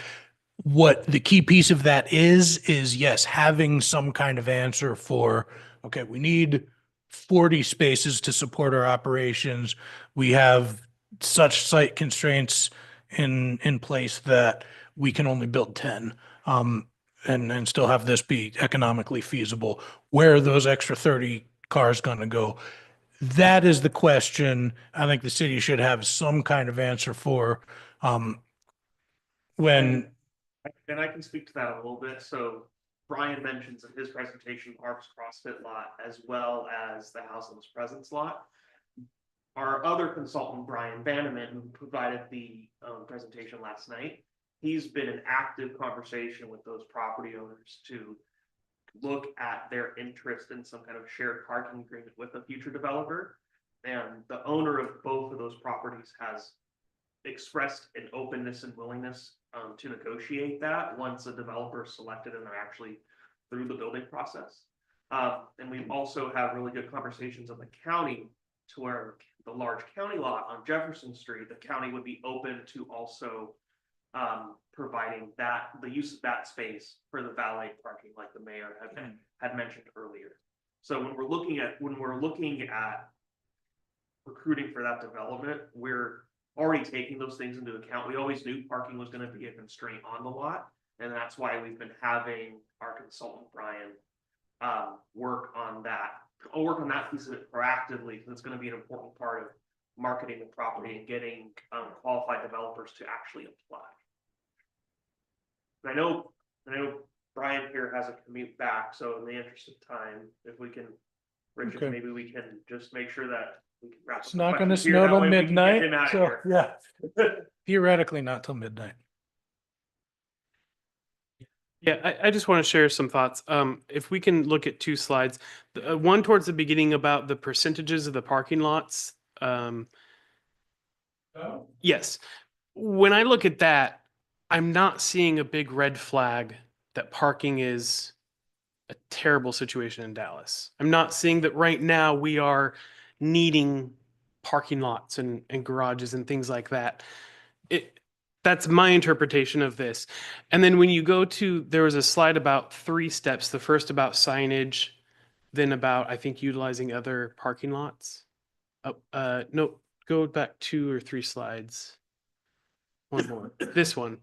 The 3 broad strategies. This to me, how I viewed that is more of a stepping stone of what we will do over time as parking becomes more or less available and more of a important topic. The signage of all the lots that we have, I think, is something that we could do now for a relatively lower cost. And because we're not facing any red flags with parking. And then when we start to see that become more of an issue, then we can move on to number 2 and number 3. To me, it seems more of a logical stepping stone over time as we have the means and the need for it. That's how I kind of view what we should do with parking going forward. I agree. That's a good point. I didn't see red flags here either. I don't know if you saw any, and as the 791 progresses, I think we're going to be taking care of a lot of that. The signage issue, I think, is probably the first step that we should be looking at that is done immediately, if not sooner, or it should have been done already, but the county can be contacted and find out if they can provide employee parking for the employees of the downtown area in their lot, because I don't think their lot is used 100%. Yeah, and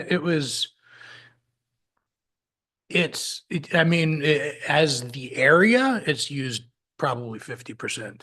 Like I said, I think they went in and striped it with spray paint. Yeah, with Most of yeah. the spaces are full. so- rattle can paint, I think is what they use. Yeah. But it's, in fact, it's, most of it, you can't even tell where the parking spots are at. Yeah, exactly. So, as a percentage of spaces, which is what I actually graphed, is pretty high. But I agree with you in terms of as a percentage of area available, it's very low. And if you did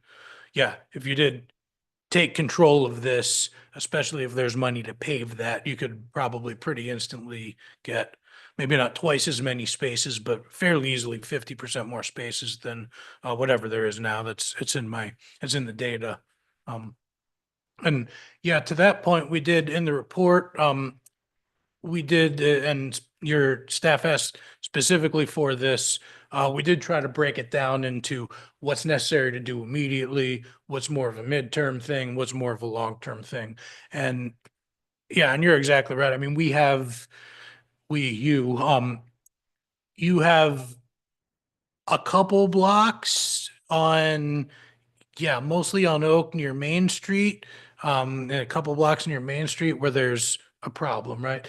And some, people don't like to walk a block sometimes. So I'm sure the city council is probably fielding complaints. I'm sure the business owners are hearing from customers, oh, I couldn't park. And then they dial up the food chain to city council. So those parking problems just always, parking problems in air quotes just always exist.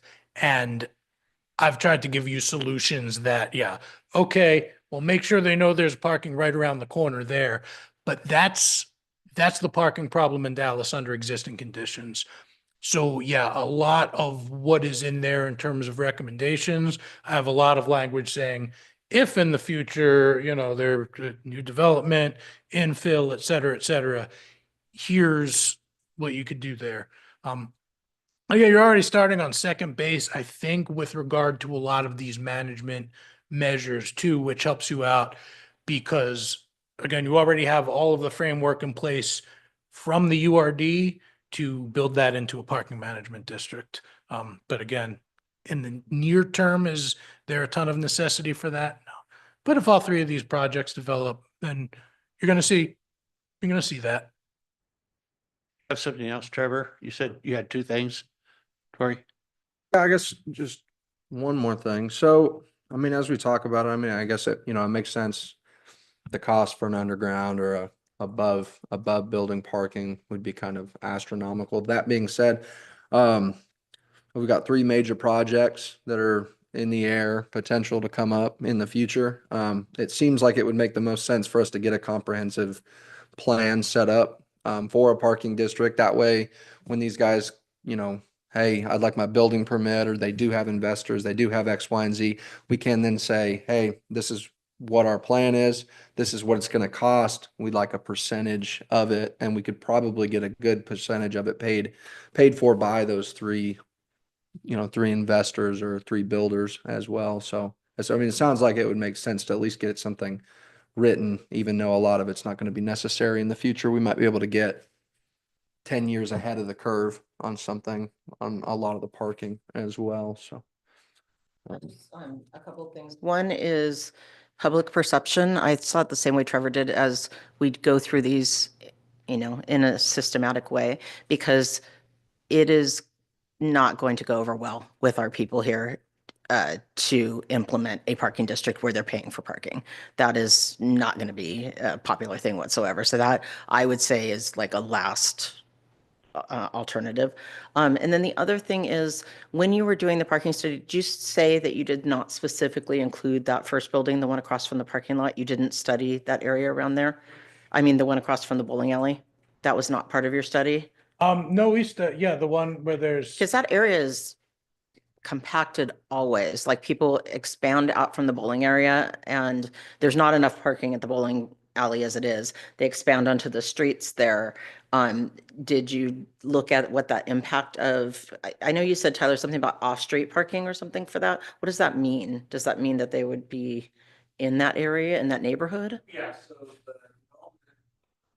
development across the street from they have their site plan includes their building as well as enough parking spaces to accommodate the users of their building. Okay, so they wouldn't be taking up extra. Yeah,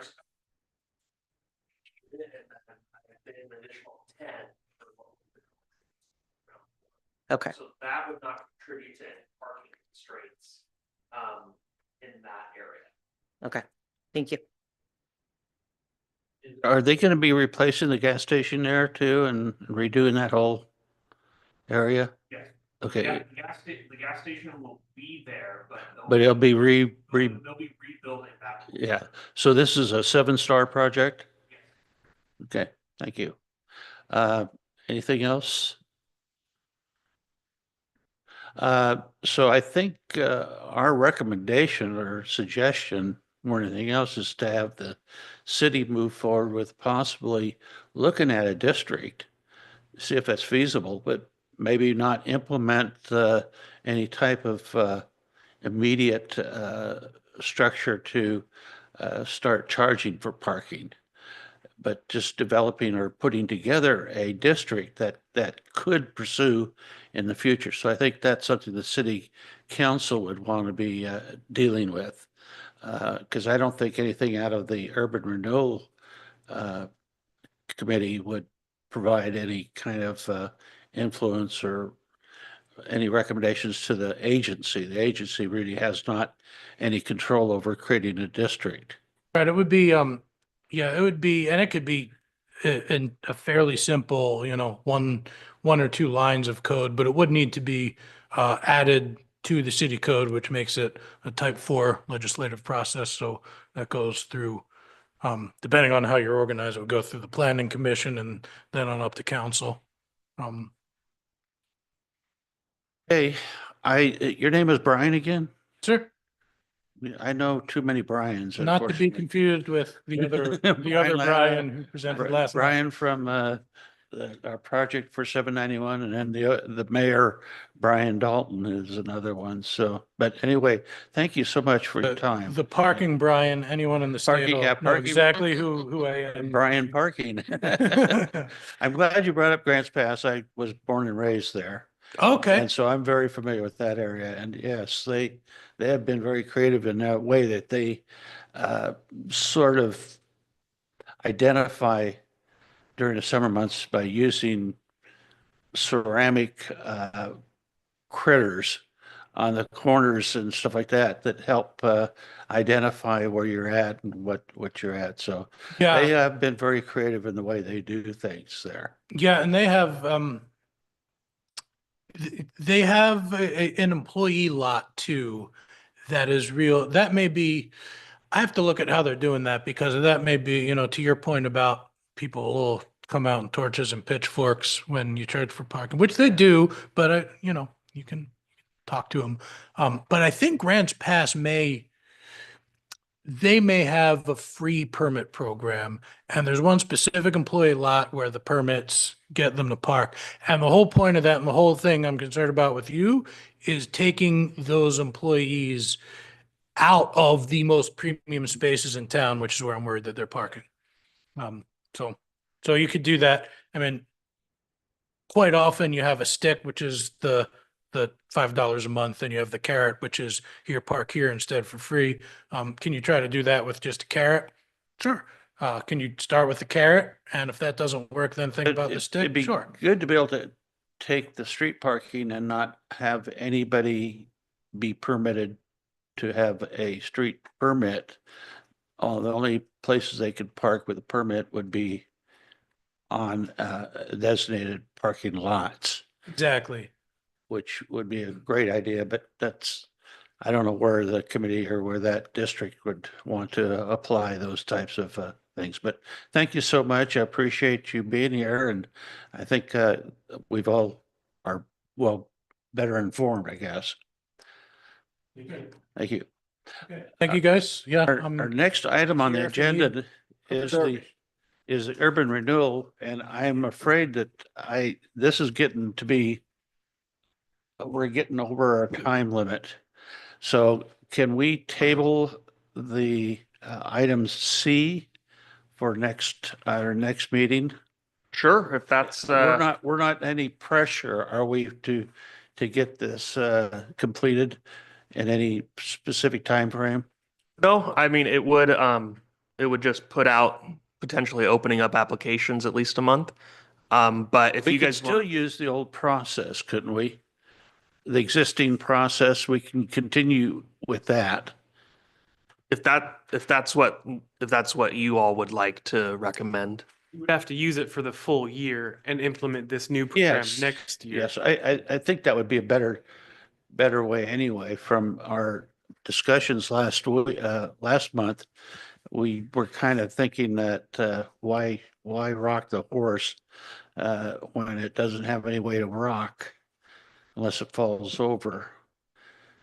And I'm not going to push any horse over just to get this thing through right away, because there's a lot of moving parts to this new proposal, and I'm afraid it might even take a couple more meetings to get all of our facts and information into the program.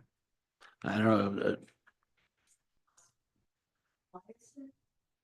Why have we got to do it now? It's implemented and then hold up a year or what? What they want to do is implement this for the upcoming, so that they want to have all of the applications be put in immediately during a short period of time, so that they can start getting money designated for the coming year. Mine in here March 6th or so. I mean, Yeah, it's got to be all done. According to this, it's going to be done by March 6th. And I'd just as soon leave it in the rolling format for this coming year instead of trying to push through something that, quite frankly, I'm not real comfortable with. And I don't know, and I sense that others were not real comfortable moving forward with this either. Did I get that impression correct? Well, I'd say that, so the timeline for this is we wouldn't be allocating any money until the beginning of the fiscal year. So again, I think to Trevor's point, if we were to table this and just wait to implement this until the 2026-2027 fiscal year, that's when these changes would possibly be implemented. So we wouldn't really, yeah, that fiscal year starts in July. So would you like to just recommend that we keep the program the same for the 25-26 fiscal year? I think so. I think that would be, does anybody have any objection to that, or?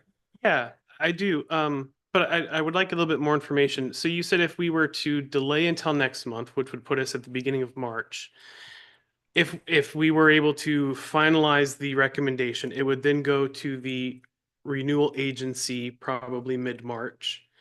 It could then have potentially start at the beginning of May.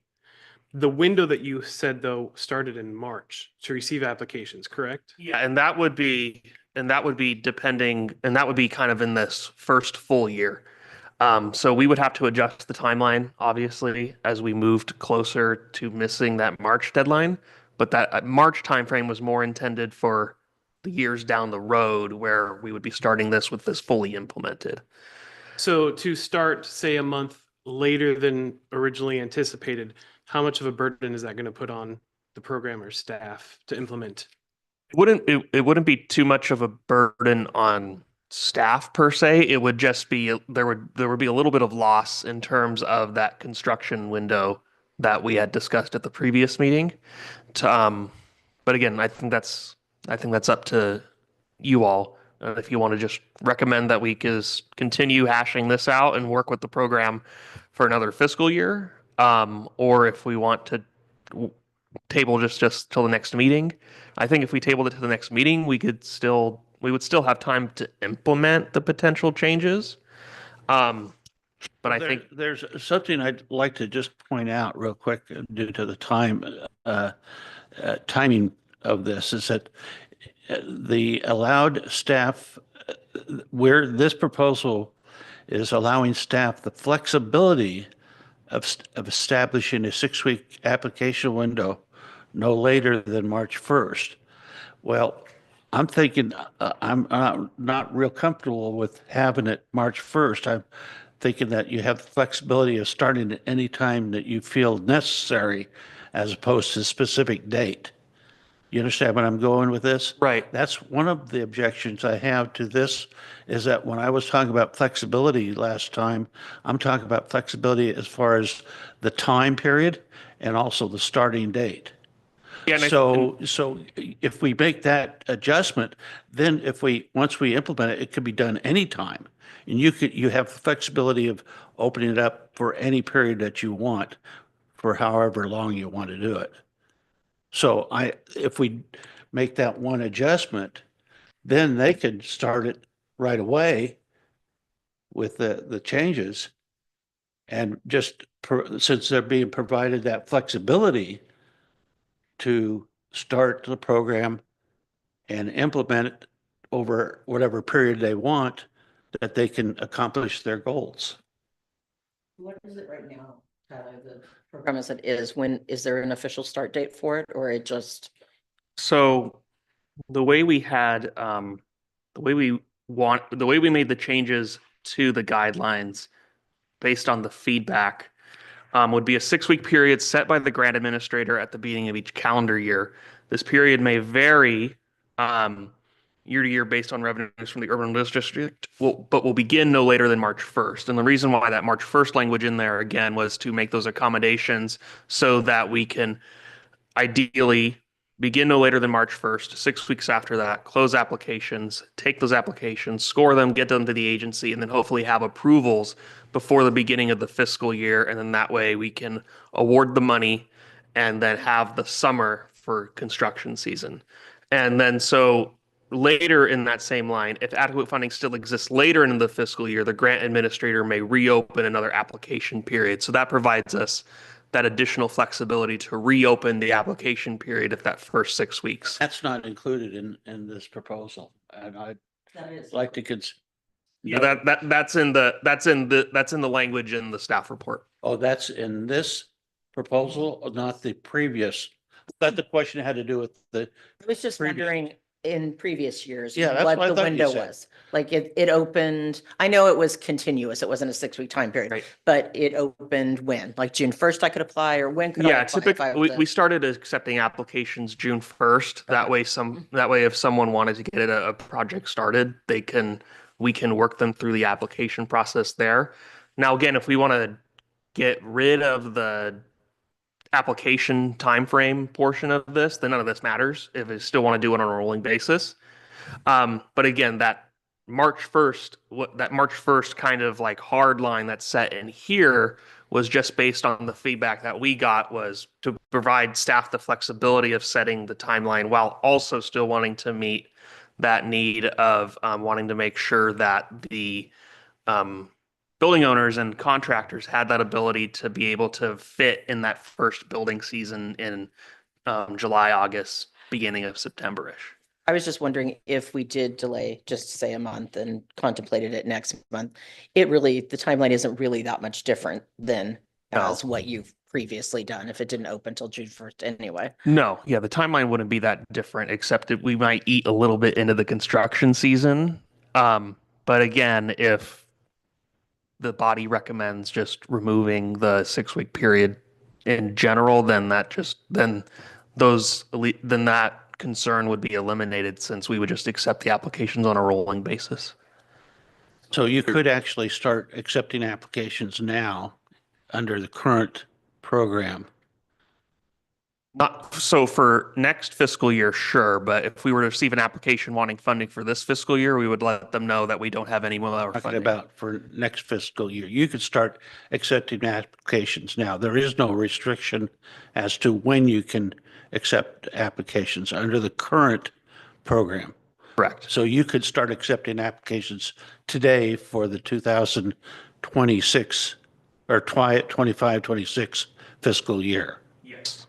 So I don't see there's a problem if we process this later on or not. My concern would be to hold off on the program completely until the following rotation.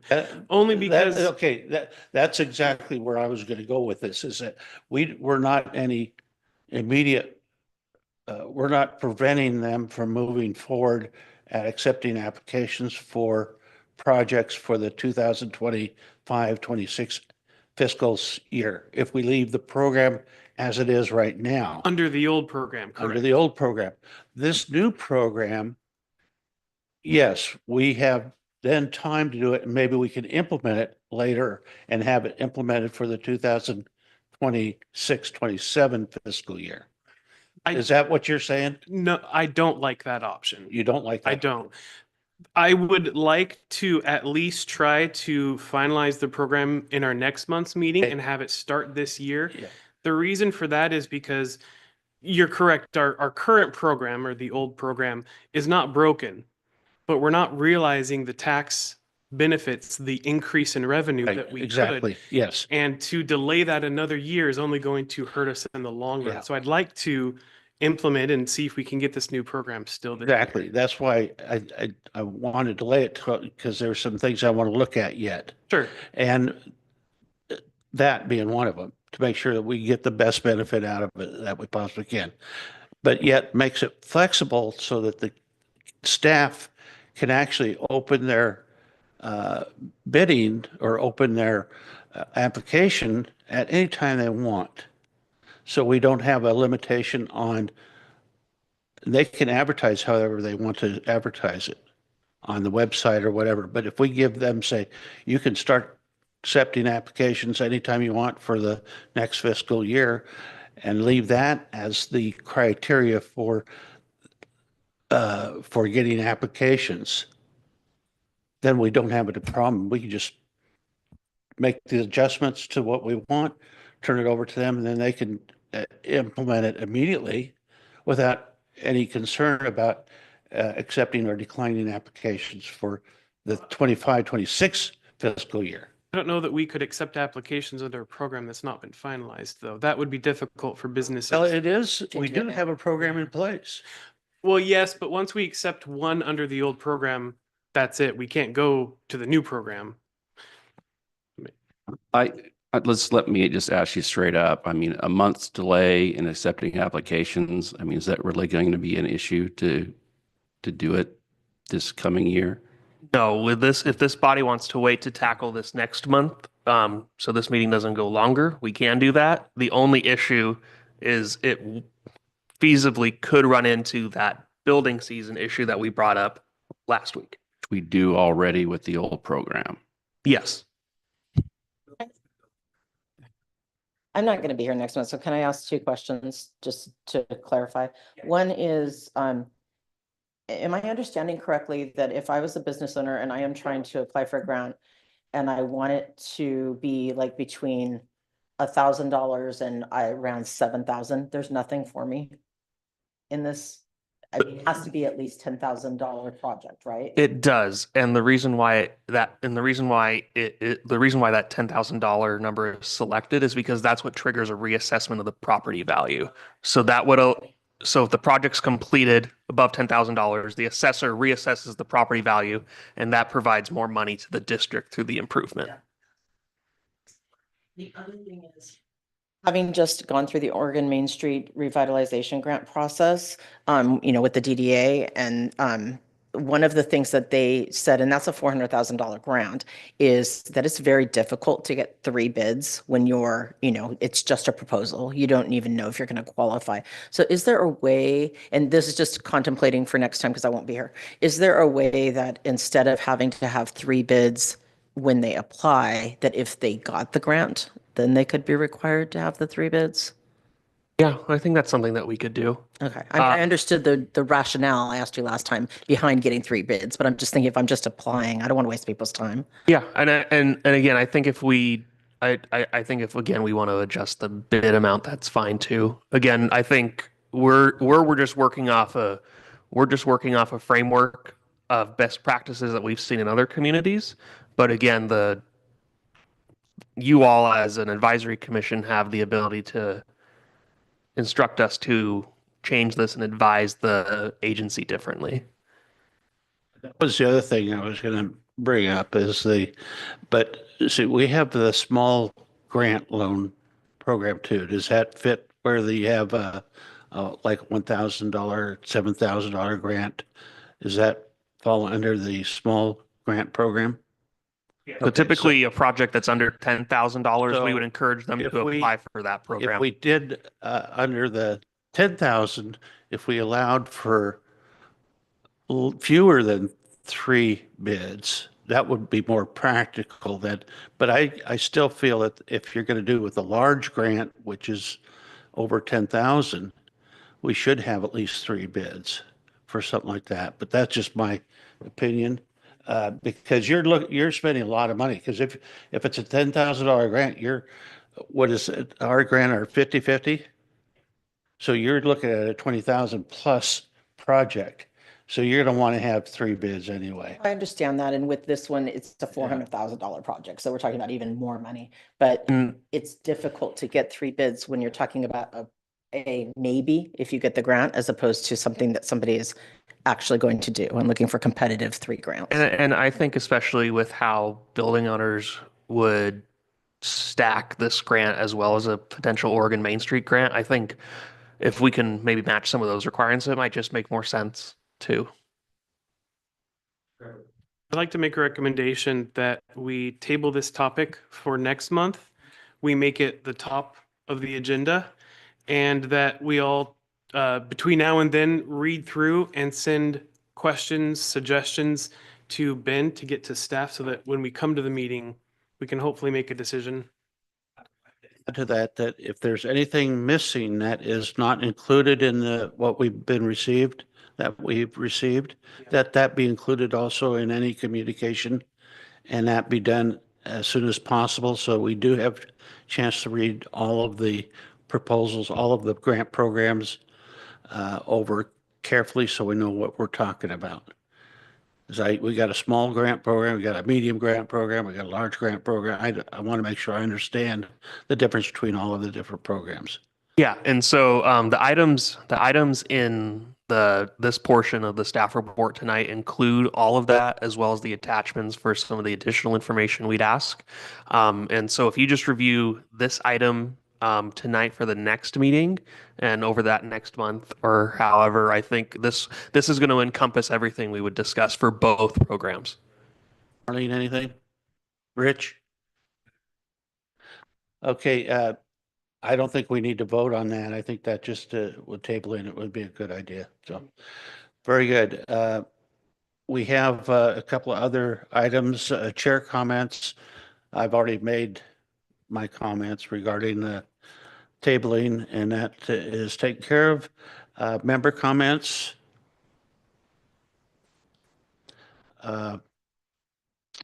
Next meeting will be on March 4th. I assume that's a Tuesday if Ben did this correctly. Ben, make sure to take item 2 off the agenda next month.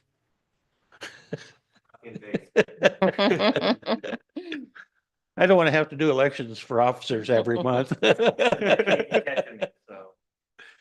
Okay, well, in that case, thank you all for your time, and we'll see you next month. If